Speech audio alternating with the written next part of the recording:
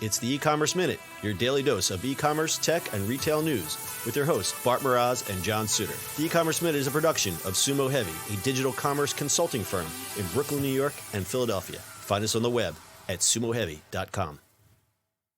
This episode is brought to you by SendPro Online from Pitney Bowes. Save time and money no matter what you ship or mail with SendPro Online software. Print shipping labels and stamps right from your desk and access discounted rates for as low as $4.99 a month. Try it free for 30 days and get a free 10-pound scale when you visit pb.com/minute. That's pb.com/minute. Experience the better way to ship with a free trial of SendPro Online from Pitney Bowes.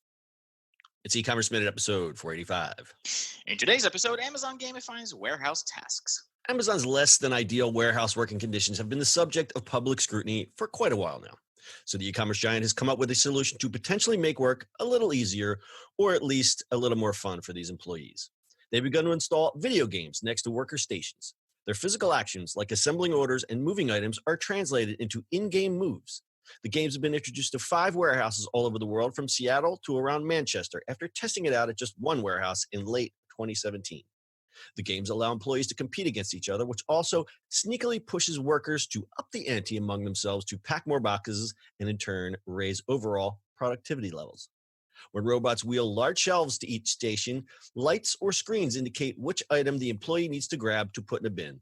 The game then registers the completion of the task, tracked by scanning devices, and can then put individuals, teams, or entire floors against each other to compete to be the fastest or most efficient. Mission Racer, Picks in Space, Dragon Duel, and Castle Crafter are a few of the new games. The simple graphics are similar to early Nintendo games from the 90s. In the Dragon game, employees are rewarded 16 points for each product they pick, and players can see how they rank against others playing the game, but they're on the leaderboard anonymously. Amazon said they will not monitor game results or penalize workers for not participating, but the employees are tracked for speed and efficiency, and if they underperform, they can be fired or reassigned. However, employees are rewarded with points, badges, and other prizes for good performance. One warehouse rewards high performance with internal currency called swag bucks, which can be exchanged for Amazon-branded swag. Only time can tell whether or not the gamification of warehouse jobs will hold greater impacts on the future of doing tedious and mundane tasks. So it sounds like fun, but it also sounds pretty awful. I don't know what your take is on this. I have no idea. Let's gamify all this stuff? I don't understand. Well, it's okay. So on the one hand, if you choose to work in a warehouse, why not make it fun? But I can see that Amazon isn't exactly going, how can we make their lives better? It's like, how can we make them work faster and make them think they're having fun? So, John, you mean to tell me that they're not doing what we used to do at warehouses, just kick things around and throw things just and push them around? No? And then, well, what I used to do when I worked at Toys R Us, we had our stock room was upstairs. So what you could do, it was so packed, you could build little forts. Now, of course, I was a young kid at the time, but we would build forts and hang out. And it was neat because there was these, we used to sell diapers at Toys R Us, and you could almost build like little castles out of the diaper boxes because they were all uniform and very solid. You could build steps, you could make little thrones.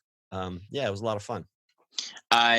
So at one point, in college, I worked at service merchandise, and then I had to go to a warehouse because it's no for a reason, but it was just easier to work in a warehouse if I was in college. And these warehouses, remember service merchandise, like you didn't get stuff off the shelf, you have to get it from the warehouse. So you used to like run around this whole thing. We used to ride scooters and stuff like that just for fun. Yeah, I was pretty good at riding the pallet jack. That was a lot of fun because then I got to unload the trucks. Boy, that was great when it was like 90 degrees out. It was a lot of fun. Yeah, it was great. Anyway, I don't think Amazon is going to make it as fun as we did. Yeah, technology is kind of taking all the fun out of working a job like that, if you know what I mean. There's cameras and sensors everywhere. Taking out the human element, because I do have some empathy for these people. I mean, I've heard some pretty bad stories. They do try to use design to make it as efficient as possible.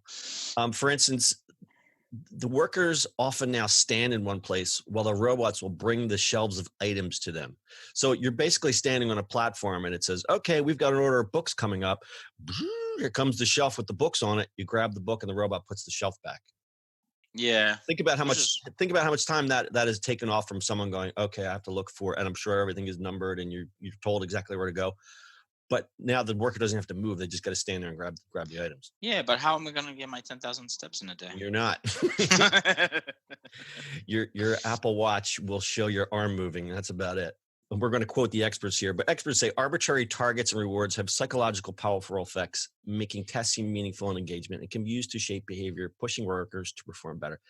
And that is absolutely true. And listen, I guess if I had to choose between one or the other, I would rather be playing a game all day, even though I know I'm still working in a warehouse job. I'd rather make it a game than just be miserable. So I don't know. Mhm. Stat time. Amazon has added 300,000 full-time jobs worldwide since installing robotics in its warehouse in 2012. And that number will only grow because what do we have coming up? We have the holiday season in just a very few short months. So that number will grow. Correct. All right. We're going to take a moment and tell you about our sponsor, SendPro Online from Pitney Bowes. Stop wasting time waiting in line at the post office to send mail and packages. Avoid all that confusion trying to find the best postal rates for your business. With SendPro Online from Pitney Bowes, you can send packages and mail without leaving your office, right from your desk, as low as $4.99 American per month. You'll save time and money no matter what you send, from letters to packages to overnights and the F's and B's. Starts only at $4.99 a month, and you can print shipping labels and stamps right from your own printer. Easily compare rates using the online software. Gain access to special USPS savings for letters and priority mail shipping. Plus, you can track all of your shipments and get email notifications when they've arrived. And for being a loyal e-commerce minute listener, you'll receive a free 30-day trial to get started. And as an added bonus, you'll receive a free 10-pound scale shipped right to your door to help you accurately weigh your packages. So go to pb.com/minute to access a special offer and get a free 30-day trial plus a free 10-pound scale to get started. That's pb.com/minute. Experience the better way to ship with a free trial of SendPro Online from Pitney Bowes. So any closing thoughts?